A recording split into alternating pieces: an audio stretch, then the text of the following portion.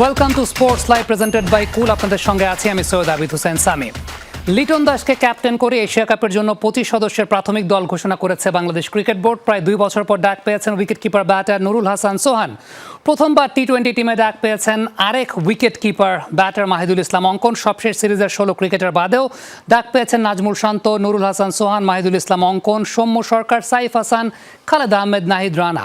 আগামী 6 August fitness ক্যাম্পে যোগ দিতে বলা হয়েছে ক্রিকেটারদের। 15 তারিখ থেকে শুরু হবে ক্যাম্প, 20 তারিখ থেকে ক্যাম্পের বাকি অংশ হবে সিলেটে, আর 9 সেপ্টেম্বর শুরু হবে এশিয়া কাপের এবারের আসর, যেখানে বি গ্রুপে বাংলাদেশের প্রতিপক্ষ শ্রীলঙ্কা, আফগানিস্তান এবং হংকং।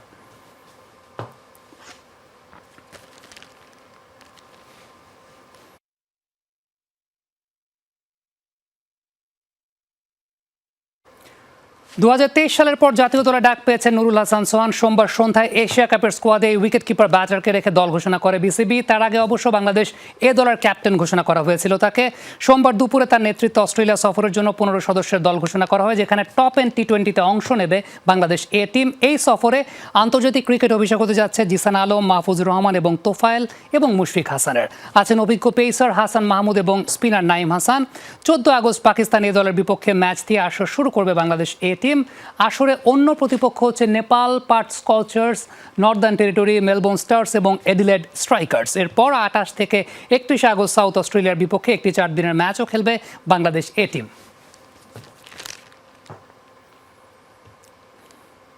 এদিকে চূড়ান্ত হয়েছে ক্রিকেটার্স ওয়েলফেয়ার অ্যাসোসিয়েশন কোয়াবের নির্বাচনের দিনক্ষণ। 4 সেপ্টেম্বর কোয়াবের নির্বাচন। Election commissioner chairman Iftekhar Rahman Mithu conflict of ইন্টারেস্টের জন্য কোনো বোর্ড সদস্য নির্বাচন করতে পারবেন না। সবশেষ কিছুদিনে বাংলাদেশ ক্রিকেটের অন্যতম আলোচিত বিষয় cricketers welfare association of Bangladesh COAB. ক্রিকেটাররা নিয়মিতই বিসিবিতে আসছেন, একাডেমিতে মিটিং করছেন, সোমবারও সভা করেছেন কোয়াব সদস্যরা। এদিন কোয়াব নির্বাচনের ডেট চূড়ান্ত হয়েছে। 4 সেপ্টেম্বর কোয়াবের নির্বাচন। Election commission chairman Iftekhar Rahman Mithu, বাকি 2 জন সদস্য নাসির নাসু এবং হাবিবুল বাশার সুমন কনফ্লিক্ট অফ ইন্টারেস্টের জন্য কোনো বোর্ড সদস্য নির্বাচন করতে পারবেন না। পোস্টে ভোট করতে পারবে যারাই পার্মানেন্ট মেম্বার, সেখান থেকে তারা ভোট করতে পারবে। আবার এখানে খালি একটা ক্রাইটেরিয়া রাখা হয়েছে যে যারা বোর্ড ডাইরেক্টর এবং যারা ক্রিকেট বোর্ডের সাথে এমপ্লয়েড আছেন তারা ছাড়া যে কেউই ক্রিকেট বোর্ডে যে কোনো পদে ভোট অংশগ্রহণ করতে পারবেন। অতীতের সব ব্যর্থতা দূরে ঠেলে নতুন কমিটি ক্রিকেট ও ক্রিকেটারদের উন্নয়নে কাজ করবে বলে আশা ক্রিকেটারদের।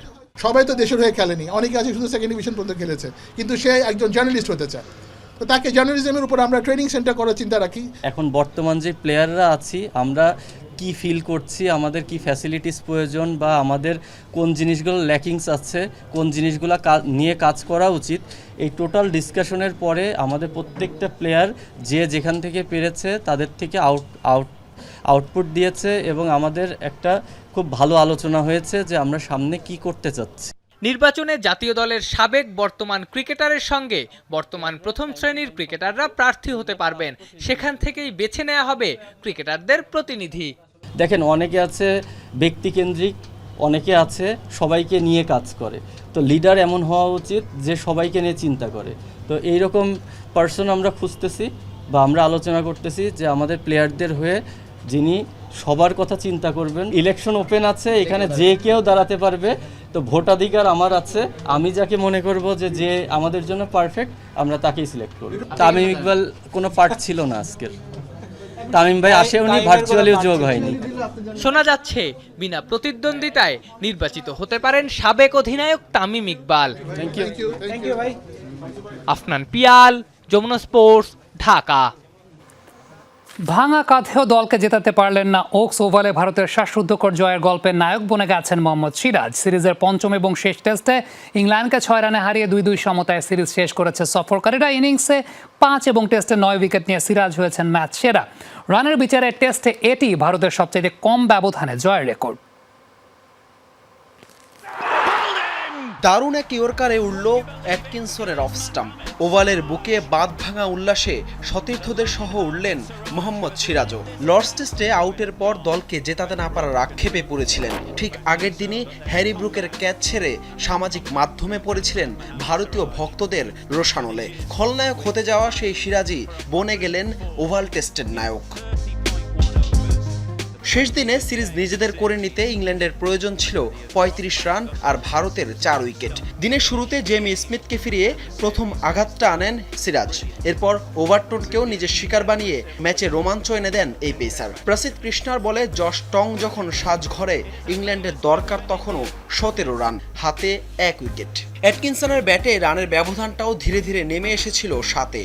তখনও অবশ্য এক বলও খেলতে হয়নি ওকসকে, কিন্তু এরপরেই সিরাজের সেই ইয়র্কার আর ভারতের অবিশ্বাস্য এক জয়।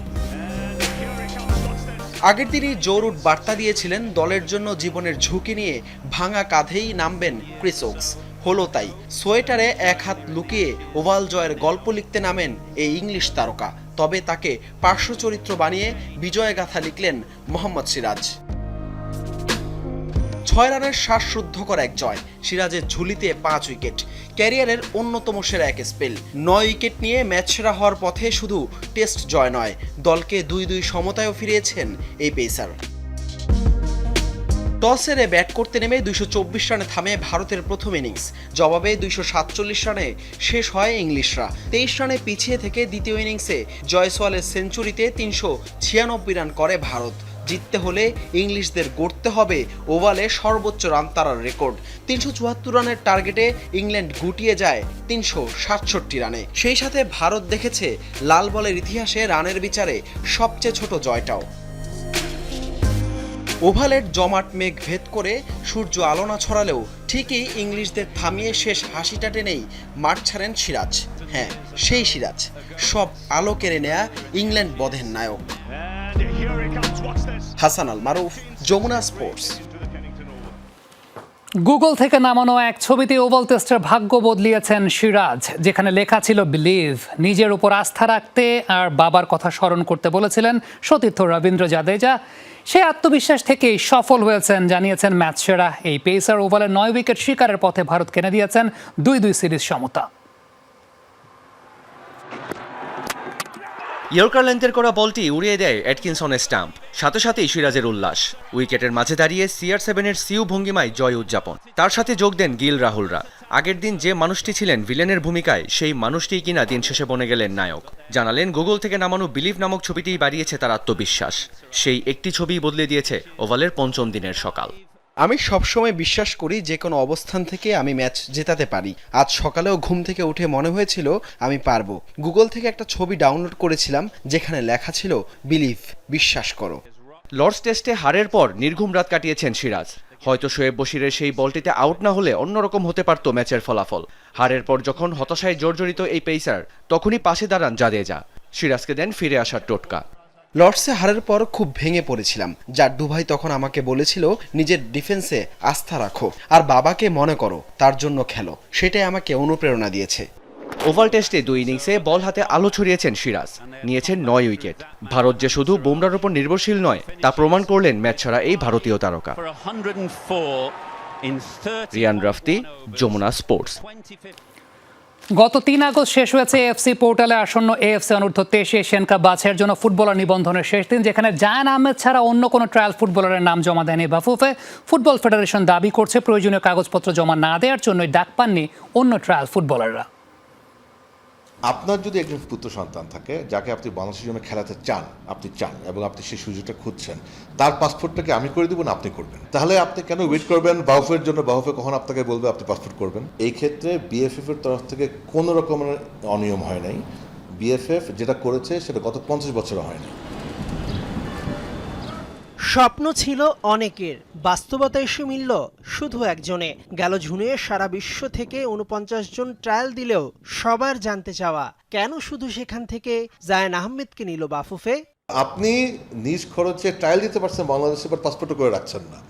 সেজন্য যখন আমি আপনাকে যখন ক্যাম্পে ডাকি, আপনি যখন আসতে পারেন না, এটার দোষ আমাকে দিতে হবে। হ্যাঁ, আরহাম তো ট্রায়াল ও তো টেস্টেড অলরেডি। ওকে যখন টিম লাগবে তখন তাকে ডাকবে। ও তো অলরেডি খেলেও গেছে এখানে। বাফুফের সহসভাপতির কথায় স্পষ্ট, সময় মতো পাসপোর্ট, ডুয়েল সিটিজেনশিপ পেপার সহ অন্যান্য কাগজপত্র জমা দেয়নি শর্টলিস্টে থাকা আর কোনো ফুটবলার। নিজ খরচে পরে বাংলাদেশে আসতে চাইলেও তাই কাজ হয়নি। বরিশাল থেকে একটা ছেলেকে যখন ডাকি, ও কি নিষ্কর্ষ আসছে না? আমার যেটা মনে হয় যে এখানে যিনি মধ্যস্থতা করেছেন, মাঝে মাঝে যিনি ছিলেন সাকিব, ওনার হয়তো ইন্টারপ্রিটেশনের কোনো ভুল হতে পারে। আমি ওনাকে কোনো দোষ দিব না, he has all good intention. ওনার ইন্টারপ্রিটেশনও ভুল হতে পারে, এক্সপেকটেশনও ভুল হতে পারে, এবং ওনার সাথে অ্যাজ এ এজেন্ট ওই প্যারেন্টসদের কি ফাইন্যান্সিয়াল রিলেশন সেটাও আমি জানি না, আর আমি জানতে চাই as a federation, that is not my concern. 3 August ছিল এএফসি পোর্টালে এফসি অনূর্ধ্ব-23 এশিয়ান কাপ বাছাইয়ের জন্য প্লেয়ার নিবন্ধনের শেষ দিন, যেখানে জায়ান ছাড়া অন্য কোনো ফুটবলারের নাম দেয়নি বাফুফে। তবে এখনই হতাশ হবার কিছু নেই, আগামীতে ট্রায়াল ফুটবলারদের বয়সভিত্তিক দলে খেলতে ডাকবে বাফুফে। ওই ট্রায়ালের পরের দিন 5 থেকে 6 জন এই টিম থেকে নিয়ে আমাদের খরচে মিরপুরে একটা সাইটে ফুটসলের একটা ট্রায়ালও করায়। তার মধ্যে থেকে 2-3 জন প্লেয়ারকে আমরা বলি যে তোমরা যদি ফুটসল ক্যাম্পে জয়েন করতে চাও, ফুটসলের ক্যাম্পে you R more then welcome. তখন তারা বলছে না, তারা ফুটসলার চান না, তারা ফুটবলার চান। ও বলছে ঠিক আছে, তাহলে তোমাদেরকে ফুটবলের সময় ডাকা হবে। এখানে কোনো কনফিউশন নাই।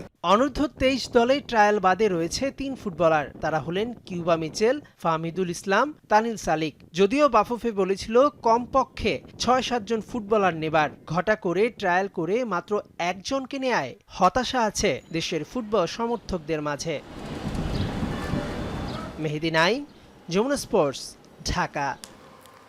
গত 10 জুন বাংলাদেশ সিঙ্গাপুর ম্যাচে দেরি করে মাঠে ঢুকেছিলেন head coach Javier Cabrera. Bangladesh আন্ডার-23 টিমের ক্যাম্পে এসে বোমা ফাটিয়েছেন বাফুফের ন্যাশনাল টিমস কমিটির সদস্য সাইদ হাসান কানন। এদিকে জুনের ট্রায়াল থেকে কেন একজন ফুটবলারকে নেওয়া হলো, এমন প্রশ্নকে অপ্রাসঙ্গিক বলেছেন যুব দলের হেড কোচ সাইফুল বারী টিটু। বাংলাদেশ অনূর্ধ্ব-23 আংশিক দলের অনুশীলন তৃতীয় দিনের মতো চলছে। হেড কোচ সাইফুল বারী টিটুর কাছে জানতে চাওয়া ছিল ট্রায়াল থেকে শুধুমাত্র জায়ান আহমেদকে কেন এই দলে অন্তর্ভুক্ত করা হয়েছে। একদমই অপ্রাসঙ্গিক একটা প্রশ্ন আমার মনে হয়, যে ন্যাশনাল টিমের আমরা কাভারেজ করতেছি 23 ট্রেনিং সেশন। সো এখন এটা নিয়ে কথা বলার আমি মনে করি না যে কোনো যুক্তিযুক্ত কোনো কিছু হবে। অনূর্ধ্ব-23 দলের হেড কোচ সাইফুল বারী টিটু আবার জুনের ট্রায়ালের সিলেকশন কমিটিতেও ছিলেন তিনি। তবে তার সবচেয়ে বড় পরিচয়, তিনি বাফুফের টেকনিক্যাল ডিরেক্টর। দলটার হেড কোচ, তার কাছে তো জানতে চাওয়া যেতেই পারে যে আসলে কেন বাকিরা নেই। এটা কি অপ্রাসঙ্গিকতা হইল? না না, অবশ্যই না। এটা আমি বলতেই পারি যে আমরা ট্রায়াল করেছি, প্লেয়াররা আসছে, আমরা দেখেছি, সবাই দেখেছেন, আপনারা সাংবাদিকরা যারা আছেন ভাইরা, ওনারাও দেখেছেন, সবাই জানে ওদের ভবিষ্যৎ আছে, ওদের বয়স কিন্তু 18, 19, 20। আংশিক ঘোষিত প্রাথমিক স্কোয়াড সোমবার গুড়ি বৃষ্টিতে কিংস অ্যারেনার প্র্যাকটিস গ্রাউন্ডে অনুশীলন করেছে। তবে এই অনুশীলনে বজ্রপাত হয়ে এলো বাফুফের সদস্য সাইদ হাসান কাননের বক্তব্য। হেডকোচ হাভিয়ার ক্যাব্রেরা নাকি সিঙ্গাপুরের বিপক্ষে দ্বিতীয়ার্ধে মাঠে দেরি করে ঢুকেছেন। ক্যাব্রেরার কোচিং প্ল্যান রিভিউ করছে উপকমিটি। টিম আসার সময় যখন হোটেল থেকে আসে তখন কিন্তু আমাদের হেড কোচ লেটে আসছে, সেটা আমরা দেখেছি। আর মাঠে চেঞ্জিংয়ের ব্যাপারেও আমরা অনেক ফলো আপ করেছি।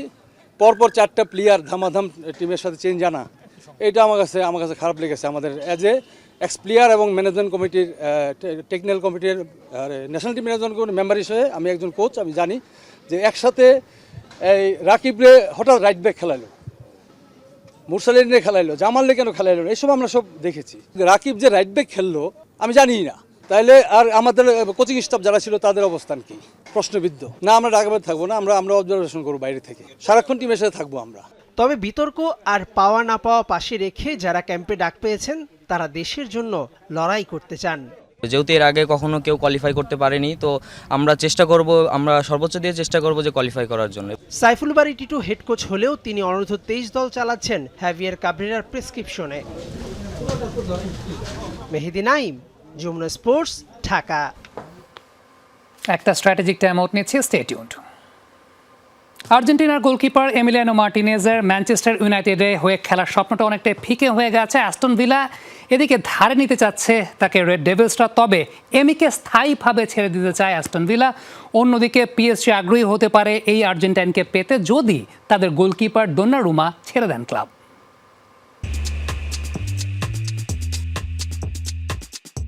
এই মুহূর্তে বিশ্বের সেরা গোলরক্ষক এমিলিয়ানো মার্টিনেস। 2004 সালে থিবো কর্তোয়া, উনাই সিমন্স, দোনোরুমাদের পেছনে ফেলে সেরা গোলরক্ষকের পুরস্কার জিতেছেন বাজ পাখি খ্যাত এই গোলরক্ষক। আর্জেন্টিনার হয়ে বিশ্বকাপ, কোপা আমেরিকা সহ সব ট্রফি জিতলেও এমিলিয়ানোর ক্লাবের হয়ে শিরোপার স্বাদ পেতেনি। তাই তো 2029 সাল পর্যন্ত চুক্তি থাকলেও অ্যাস্টন ভিলা ছাড়তে চান এমি। 32 বছর বয়সী এই গোলরক্ষকের চাওয়া মেনে নিয়ে তাকে ছাড়তে রাজি অ্যাস্টন ভিলাও। নতুন ক্লাব হিসেবে এমিলিয়ানো মার্টিনেস বেছে নিয়েছিলেন ম্যানচেস্টার ইউনাইটেডকে। রেড ডেভিলরা তাদের গোলরক্ষক অনানার উপর আস্থাহীন হওয়ায় এমির স্বপ্ন পূরণ হওয়াটা সময়ের ব্যাপার মনে হচ্ছিল। তবে ম্যানচেস্টারের ক্লাবটি লোনে বাজ পাখিকে দলে নেবার প্রস্তাব দিয়েছে, কিন্তু সেটি প্রত্যাখ্যান করেছে ভিলা। কারণ 40 মিলিয়ন প্রাইস ট্যাগের এমিলিয়ানোকে বিক্রি করে বিশ্বমানের তরুণ গোলরক্ষক নিয়ে ভবিষ্যৎ নিশ্চিত করতে চায় অ্যাস্টন ভিলা। এখন প্রশ্ন উঠছে, কেন রেড ডেভিলরা স্থায়ীভাবে পেতে আগ্রহী নয় বিশ্বের সেরা গোলরক্ষককে? কারণটা দোনারুমা। পিএসজির চ্যাম্পিয়ন্স লিগ জয়ের অন্যতম প্রধান কারিগর এই গোলরক্ষক ছাড়তে চান ক্লাব। চুক্তি নবায়ন করতে অস্বীকৃতি জানারও দোনারুমার প্রথম পছন্দ নাকি আবার ম্যানচেস্টার ইউনাইটেড। তাই তো 26 বছর বয়সী এই ইতালিয়ানকে প্রথম পছন্দ হিসেবে বেছে নিয়েছে আমোরিমের দল।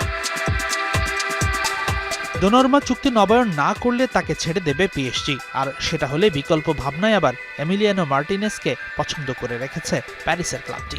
বাজ পাখিকে পেতে ট্রান্সফার ফিটা কোনো সমস্যা নয় নাসের আল খালাইফের দলে।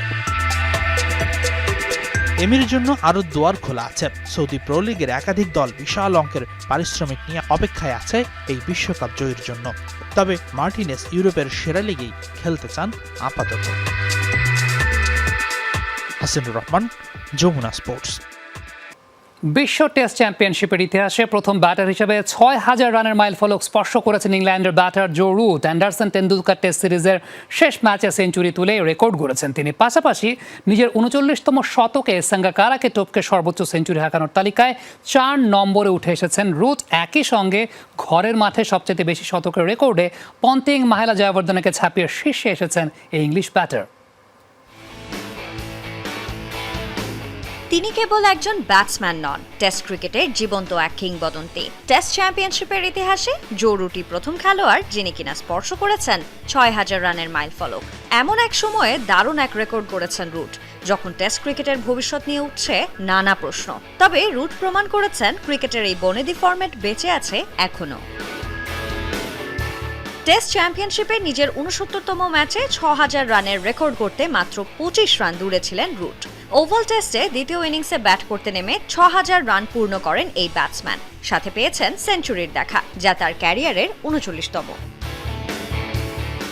লর্ডস, ওল্ড ট্র্যাফোর্ড এবং ওভাল টানা 3 টেস্টেই সেঞ্চুরির স্বাদ পেয়েছেন রুট। ম্যানচেস্টারের শতকে টেস্টে শ্রীলঙ্কান ব্যাটিং গ্রেট কুমার সাঙ্গাকারার সাথে 5ম স্থানে পৌঁছে গিয়েছিলেন এই ইংলিশ তারকা। তবে তার শেষ শতকে র্যাঙ্কিংয়ের 4 নম্বরে অবস্থান করছেন রুট, যে তালিকায় 51 সেঞ্চুরি নিয়ে শীর্ষে সচিন টেন্ডুলকার। তবে দেশের মাটিতে সবচেয়ে বেশি শতকের রেকর্ডে 24 সেঞ্চুরি নিয়ে শীর্ষে আছেন রুট। 23 সেঞ্চুরি নিয়ে দ্বিতীয় স্থানে আছেন রিকি পন্টিং, জ্যাক ক্যালিস ও মাহেলা জয়াবর্ধনে। এদিকে এই সিরিজে মোট 21টি সেঞ্চুরি এসেছে দু দলের কাছ থেকে, যেখানে ভারত 12 এবং ইংলিশরা হাঁকিয়েছেন 9টি সেঞ্চুরি। আর রুটের সেঞ্চুরিটাই ছিল অ্যান্ডারসন টেন্ডুলকার সিরিজের শেষ শতক। এছাড়া 1995 সালে অস্ট্রেলিয়া ওয়েস্ট ইন্ডিজ 4 টেস্ট সিরিজেও হয়েছিল 21 সেঞ্চুরি। দুই দলের 12 জন ব্যাটসম্যানই পেয়েছিলেন শতকের দেখা। সাঞ্জনা আইভি, যমুনা স্পোর্টস। এই ছিল আজকের স্পোর্টস লাইভ। এতক্ষণ আমাদের সঙ্গে থাকার জন্য সবাইকে ধন্যবাদ।